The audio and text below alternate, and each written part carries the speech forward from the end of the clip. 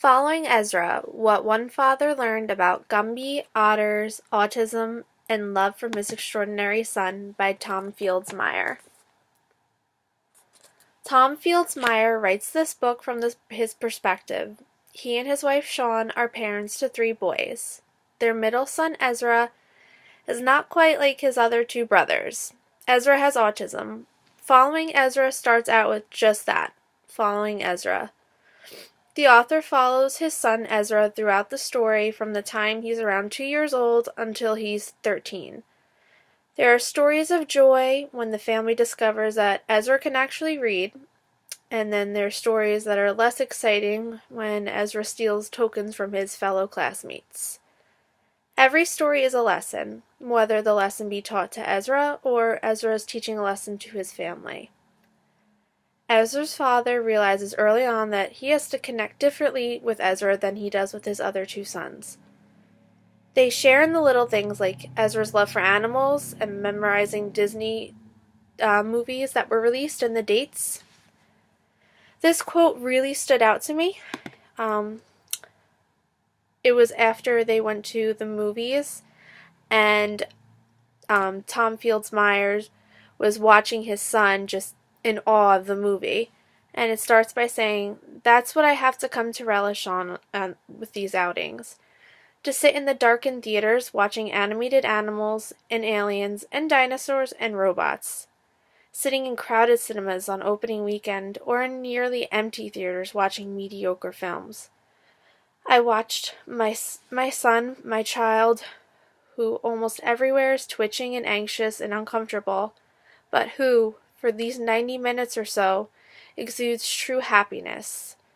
This gives us an inside look at how the father of a child with autism is viewing his son at peace, and it gives us some insight on how he finally sees his son in a place where he's happy and he's comfortable.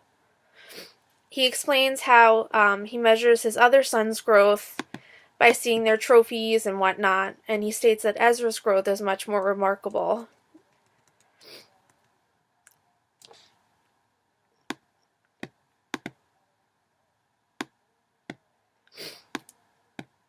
The way Ezra's brothers view him is another thing that stood out to me. While preparing for his bar mitzvah, Tom and Shawn asked the boys if they think Ezra should have more of a private bar mitzvah or if he should have the same one that his older brother Ami had. And almost aggressively, the older brother Ami had said that he thinks Ezra should have the same bar mitzvah that every other kid has. And I personally enjoyed reading this book. I loved how it was from a father's point of view. Oftentimes I feel like the mothers are very vocal when it comes to their children, and it was nice to see it coming from a dad's point of view. I liked how it was written in like a story format, and how it was almost like the dad stepped back and was writing it from his memory, and it wasn't really in sequential order. Like there's parts where he'll start by saying when Ezra was 8 years old, and then he'll jump back from when Ezra was 6. So that was one of the problems that I had reading. It was a little out of order, but it still flowed pretty nicely.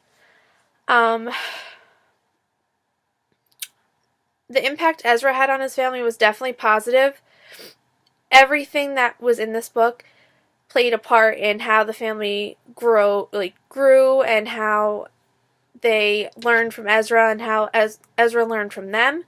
In the end, Ezra does a whole speech for his bar mitzvah, and he talks about having autism, and it was something that was really powerful to see, because he was able to explain to his whole synagogue how he interprets the Torah, and he combined both of those together.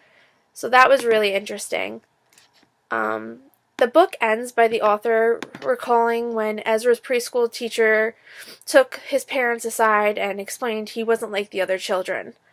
And Tom Fields Meyer closes it with saying how right she was. I felt that was a positive ending to the book, and it was implying that although his son is different, he's learned so much from his son. And I really did enjoy this book, and I would highly recommend it.